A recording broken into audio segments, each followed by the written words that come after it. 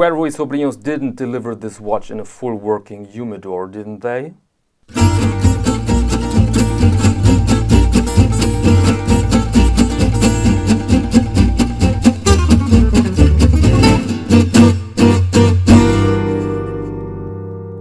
Welcome to Caseback Watches. My name is Tim, and yes, it is a real working humidor, and it is, by the way, the best watch box I ever seen, I think. Cuervo Y Sobrinos Buceador Caribe. This is the topic in this video, and every time I show here a watch made by Cuervo Y Sobrinos, then people tell me, Tim, this watch is unfortunately way too big for you. But you know what? This is not the Tim show. This is the program for you, and I'm sure that in my audience are people with bigger wrists and people who really love color, because I mean, look at our streets, look at our cities. I mean, every opportunity to bring some color in it is very, very welcome if you ask me. And so I'm very happy that I can present you this watch. This is not paid content. They just sent me the watch here in the studio in this humidor. I will show you everything in the light box, and I have to return it after the video, but this gives me the opportunity to say whatever I want. But I think you can figure by now that I really like that watch. And by the way, I've looked it up. Buceador means scuba diver. And now one word about the company Cuervo Y Sobrinos. It was founded by Ramon Cuervos 1862 in Havana, but this was only a jeweler shop. The brand Cuervo Y Sobrinos followed then 20 years later, 1882. And back then, basically, they bought fine watches from Switzerland and applied their own logo on those watches. And you still find vintage watches made by well-known manufacturers with the manufacturer logo and Cuervo Y Sobrinos logo on it. And later then they started produce own watches in Switzerland and own manufacturing facilities in Switzerland.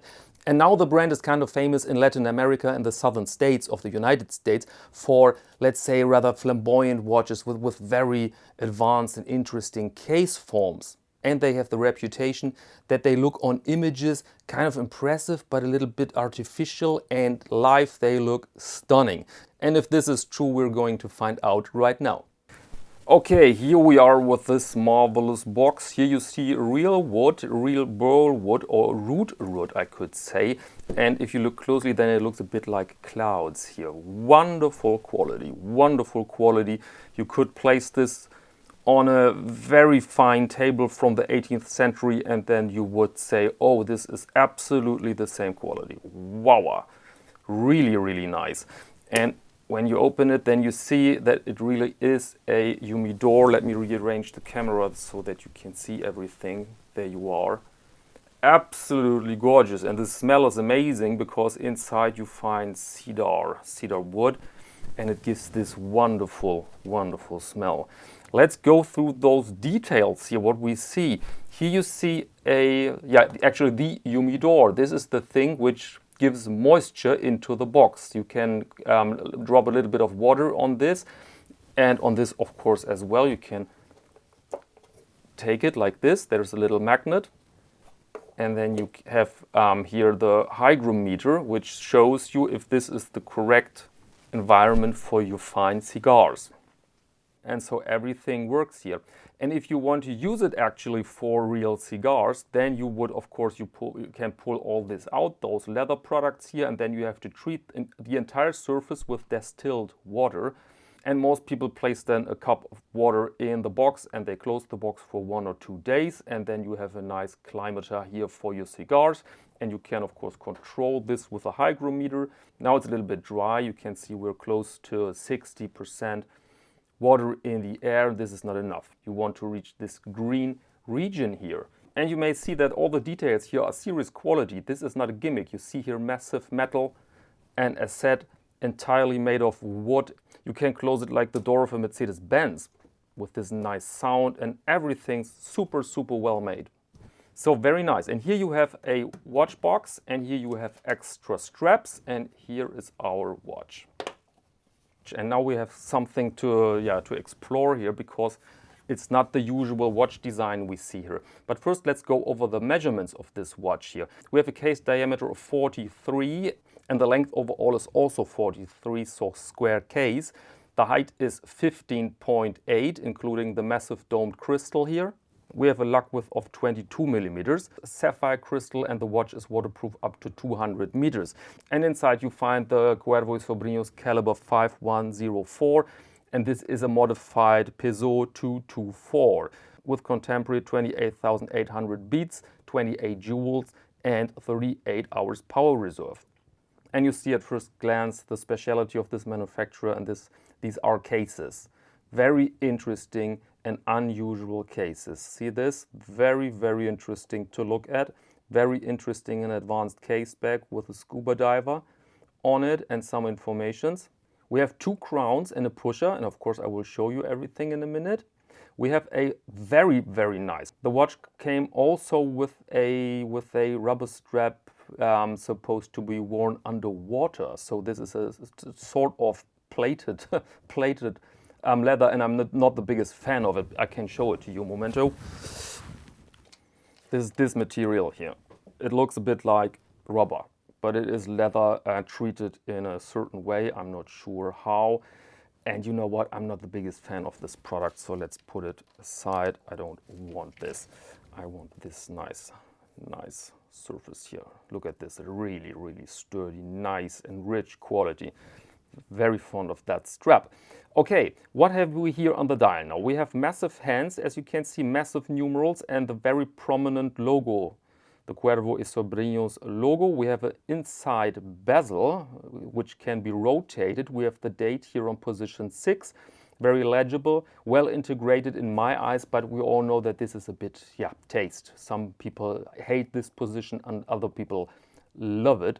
We have a very good legible second hand. There you are with the red tip. We have a minute scale and overall very interesting color. See this gradient dial here, which means then you have one color but with different saturation. Saturation 10% in the middle, for example, and let's say 80% on the outside. Very cool. And the dial design goes together with different surfaces, as you can see here, brushed and polished surfaces, which gives the watch a very, very interesting look. So many to see here.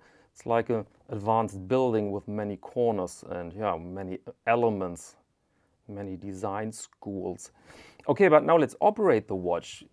You may ask, what's this?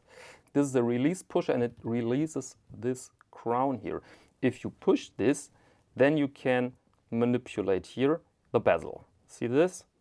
Then you can manipulate the bezel in two directions, and if you don't use the pusher, then this is blocked. This is the entire idea behind it, that you don't accidentally use this bezel. I mean, if this is functional underwater, this is another question, but I think we had this discussion, right, that nobody wears a several $1,000s or euros watch underwater as a real tool. This is something to play with, I think, really something to play with.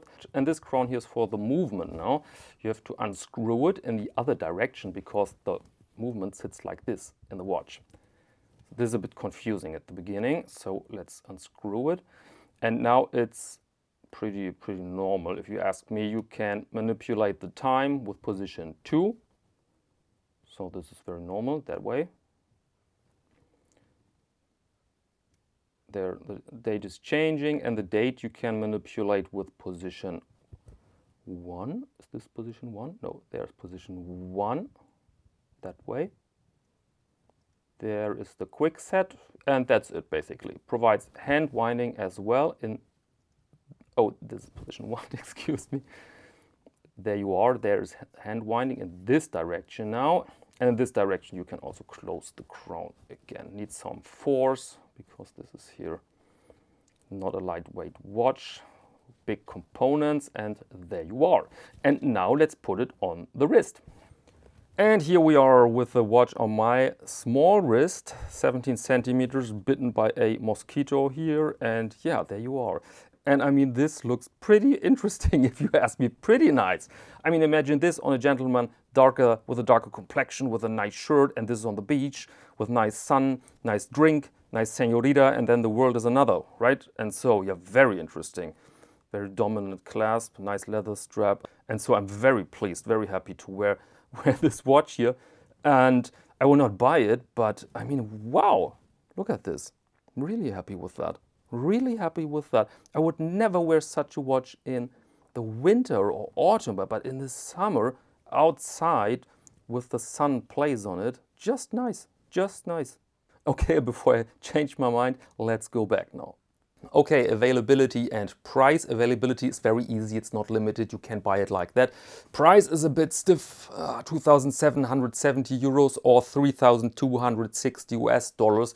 Yeah, in the pricier region above Longines, let's say, for a brand which is not super well known around the globe. But after seeing all those features, I have to say it's not extremely overpriced, I think. Absolutely not. And so I'm very happy that I had the opportunity to present you that watch. Thank you very much, Cuervo Y Sobrinos. And now please, could you give me a tip? I'd like to smoke a little cigar.